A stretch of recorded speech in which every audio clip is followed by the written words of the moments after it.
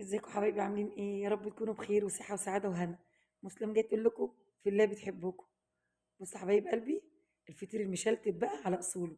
طبعا انتوا عارفين ان ابني مغترب في السعودية، ربنا يرجعه بألف سلامة هو وكل زيه. نفسه في الفطير، اعمل له ايه؟ رحت بقى عيشته اجواءنا.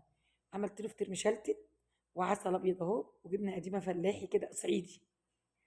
ما شاء الله ما خليتش نفسه في حاجه. عملت له البصاره وعملت له كل اكل نفسه فيه. بس فطير سكر والله يا ولاد، سكر زي العسل. ما اقدرش ازعل على بورتاج ابدا واخلي نفسه في حاجه. ربنا يفرح قلبه ويسعده ويرضيه هو وكل زيه، ويرجع كل مغترب لبيته. اهم حاجه تعملي كل نفس ولادك فيه، ما تحرمهمش من حاجه. نسمي الله ونصلي على الرسول. خش شوفوا مسلمه عملت ايه. بص يا حبايب قلبي، هنا 5 كيلو دقيقه. تعملي 5 كيلو دقيقه يا مسلم؟ ايوه عشان ندي حبايبنا. وانا عشان في السعوديه مش هندي حبايبنا؟ لا هندي. كل اللي نصيب في حاجه ياكلها. خلي بالكم، احنا عايشين برسائل من ربنا. ربنا بيبعت لنا رساله، تبقى حتى اكلك ما تعرفيش مين اللي هياكل منه. فده هو ربنا بعته، دي لقمه عندك وليه رزق. هنا حطيت مع طبعا الكيلو بحط له معلقه سكر، والملح ربع معلقه ملح. حطيت ما شاء الله على 5 كيلو كده معلقتين وربع. ما شاء الله اللهم بارك. او معلقتين اه. ودوبتهم كده في الميه دي من الحنفيه ما فيهاش اي حاجه. طبعا بس احنا ما بنستعملش ميه من الحنفيه عشان غلط، ميه معدنيه. ورحت ما شاء الله مزوده كده ونازله على الدقيق. اعجن فيه بقى. ما شاء الله نجاح الفطير عجنه. اشمر كمامي واعجن بقى واوريكم ايه الهمه. طبعا في بيتي في مصر بعمل كيلو، بعمل اتنين. طبعا عمري ما عملت ال5 كيلو الا عشان نرضي حبايبنا كده ونفرح اللي حوالينا. اللهم صل وسلم وبارك عليك يا حبيبي يا رسول الله. طبعا عشان نعين في الفريزر كده ما شاء الله اللهم بارك. هنا ارتاش بتناولني ميه عشان طبعا انا حطيت اول شفشه، ما بيكفيش طبعا. وكل دقيق على حسب احتياجه للسوائل. نفضل نعجن فيها لما تمط العجينه كده وتلاقي زي الاستيك. ليه بقى؟ عشان ما تطلعش منك. ما شاء الله اللهم بارك كده. واحط على وشها زيت عشان ما تقشفش. يعني ايه ما تقشفش؟ ما تعملش قشره. واغطيها بقى واسيبها ترتاح.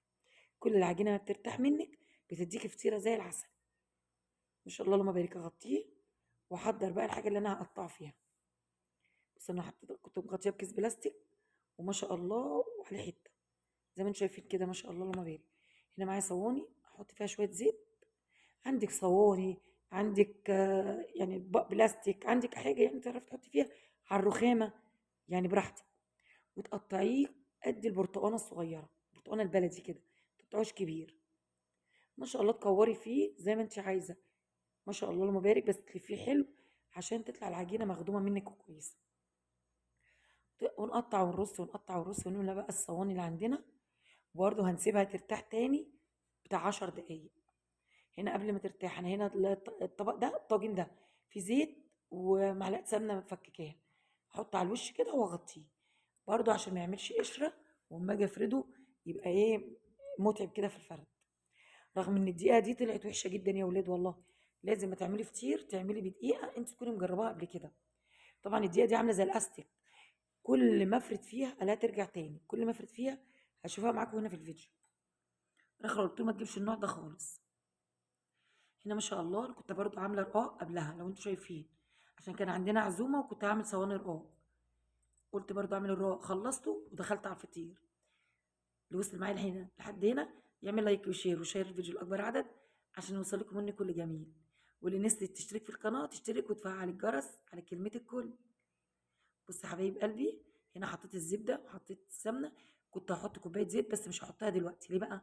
عشان السمنه اكيد هتسخن مني على النار عشان تفك. فهضطر احط الزيت يبردها. وهنا البرطمان كان فيه كام معلقه سمنه بلدي حطيته. ما احنا عايزين نخدم بقى الفطير عشان نعرف ناكله. هنا حطيت الزيت طبعا، طفيت على السمنه حطيت الزيت يبرد السمنه شويه عبال ايه ما الم الدنيا والم الرقاق واظبط الدنيا. تكون السمنه اتهودت وبردت. كده كده التكييف شغال وهيبرد الدنيا. هنا بصوا حبايب قلبي، انتوا ملاحظين كل ما افردها ترد تاني، كل ما افردها ترد تاني. بقيت متضايقه جدا. وقعدت ساعه برضو هو الحمد لله. بصوا، طبعا لو الدقيقه الحلوه بتاعتنا انا متعوده اجيب دقيق مثلا عند عطار انا عارفاه. الدقيقه ما شاء الله بتجري مني ثواني. مجرد ما بتريحها 10 دقايق ما بتستحملش منك. هنا طبعا الفطيره لو عايزاها كبيره بتعمليها من 8 كور ل10. عايزاها وسط بتعمليها 5 6. ده الكتير بتاعها. توزع الفل. لو اتقطعت منك ما يهمكيش، لان احنا هنعملها كذا راق. طبعا وهي من حقها تتقطع، ده العجينه عامله زي الاستيك والله يا بنتي. الحمد لله. كده هعمل واعمل غيرها عشان احطها في قلب بعضها. طبعا انا لما لقيت نفسي تعبت قوي، بقيت اخلي ابطط واخليه يرتاح وهو متبطط، بقى يساعدني في الفرد اكتر. والطاجن ده فيه زبده وسمنه من الحله اللي انا بسيحها فيها، بس بدل ما احط الحله وتضايقني حطيت الطاجن زي ما انتم شايفين كده. هنا نفرد ما شاء الله اللهم بارك. طبعا لو الدقيقه حلوه ما تعمليش فطير بدقيقه لما تكوني مجرباه بامانه. بصوا ما شاء الله، بقيت افرد كده زي ما انتم شايفين على الرخام، واسيبه شويه بشويه عشان يرتاح. اللهم صل وسلم وبارك عليك يا حبيبي يا رسول الله. بص بدأت يعني بدأت تحن عليا العجينة. اللهم صل وسلم وبارك عليك يا حبيبي يا رسول الله. طبعا انا هنا في فطير هعمله كبير وفي فطير هعمله صغير. في فطير هعمله مثلا 5 كور، وعندي هعمل 6 كور كده يعني. انا ما شاء الله اهو، وافضل ما شاء الله افرد كده ورا بعض ورا بعض ورا بعض كده. طبعا ما شاء الله اسهل منه ما في، ولا توريق. كنا زمان بنعملها كرة كبيرة جدا. وطبعا الطبلية ايام بقى امي الله يرحمها، ربنا يحسن اليها يا رب، هي جميع خلق الله. وبنفردها على الطبلية وننزلها كده بتبقى كرة واحدة. لكن دلوقتي حبينا نسهلها على البنات ان ما تبقاش صعبة عليها. دلوقتي احنا بنعمل على الرخامة زي ما انتم شايفين. بقينا نعمل ايه كور صغيرة كده عشان المساحة يعني. ما شاء الله اللهم بارك. اي اخر كرة خالص ما فيهاش اي حاجة كده كده خلاص. هفضل اعمل كده لحد ما اخلص الفطير كله. طبعا احطه اريحه في الصواني وافرده بعد كده. انا بصوا ما شاء الله اهو، هنا ارص في الصواني يرتاح. لان بصراحه والله غلبني، بس اللهم صل على النبي كان الفطير طالع بيتكلم عن نفسه.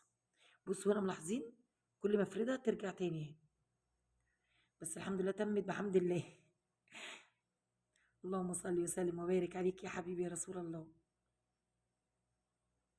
ربنا يحسن ما بين ايدينا وايديكم يا جماعه يا رب، ويفرح قلوبكم ويسعدكم. على الاقل اوفر من الشراء، وحاجه نظيفه ومضمونه. وهقول لك حاجه عشان الفطير ما ينشفش منك. اهم حاجه العجينه تتعجن حلو يرتاح، السمنه تبقى حلوه فيه. سمنه يعني كوبايه زيت واحده، ما تكتريش زيت.